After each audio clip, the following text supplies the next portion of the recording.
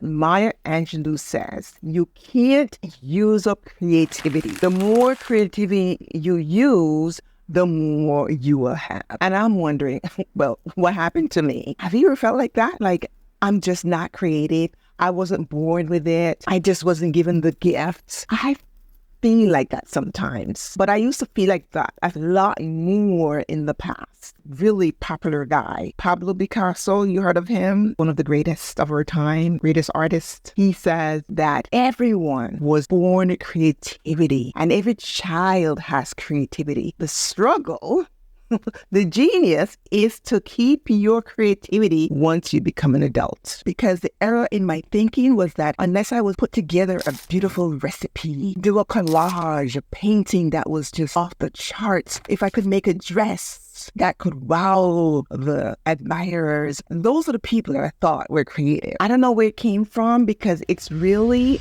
a lie. Because we were created by the greatest creator of all time. Have you looked at the trees recently? I mean, it's springtime. Have you looked at the different colors and the petals, the way it's just blossoming? Have you looked at the variety? Have you stood back in awe at the mind that went into the sunsets, the butterflies, the different kinds of birds? I mean, the creativity of this universe, the cosmos, this planet is just off the charts, beyond awesome. So how is it that we come up with this idea that we're not creative? Don't you see that there's something wrong with our mindset here? And that's why we have to focus on nurturing our creative thinking. Creative thinking, it's what I did today. I had to do a presentation for one of the city agencies in New York. I got there with my chief technology officer. I did the first part of presentation. He did the second part. Meanwhile, my virtual team, my team joined us virtually as support, but it was as if they were right there. And together we were able to present to the client a unified, professional, impressive, I might add, delivery.